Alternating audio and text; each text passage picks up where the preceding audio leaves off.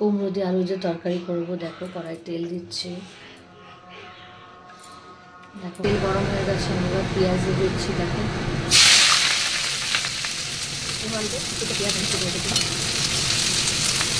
পেঁয়াজের সাথে আমি আলুটাও দিয়ে দেবো, অ্যাড করে দেবো।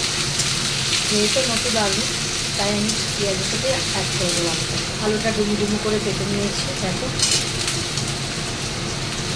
দেখেছো আলুটাকে ছোটো ছোটো করে কেটে নিয়েছি।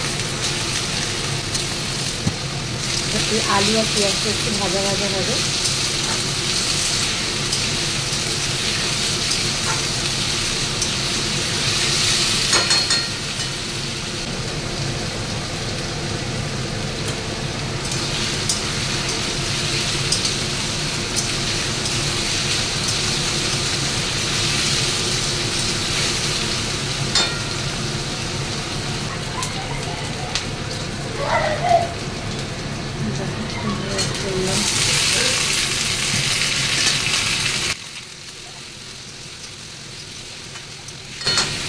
এবার আমি এক এক চামচ মশলা দেবো।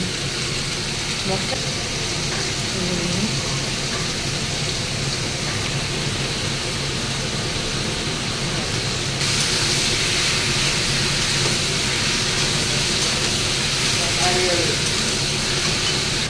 দেখো কাঁচা লঙ্কাও দিয়ে দিয়েছি আমি।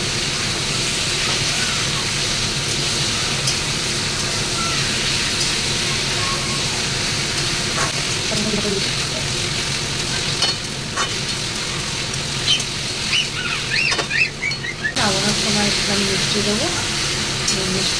মিষ্টিটা ঠিকঠাক দিলে তরকারিটা খুব সুন্দর স্বাদ হবে।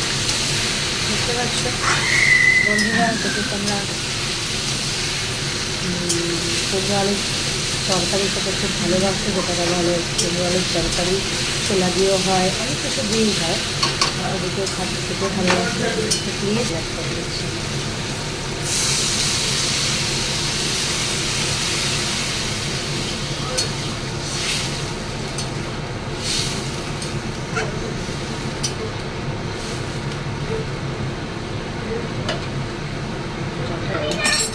একটা কাঁচা লঙ্কা গোটা দিয়ে দেখো বন্ধুরা কত সুন্দর হয়ে গেছে তরকারিটা। আমার একদম ঢাকা দিয়ে করেছি। এই একটু মিষ্টি দেবো।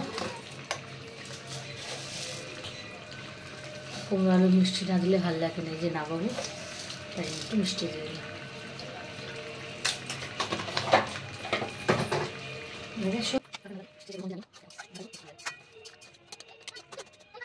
আমি ঢাকা দিয়ে দেবো একটুখানি 2 মিনিট, জাস্ট 2 মিনিটও না, 1 মিনিট একটুখানি।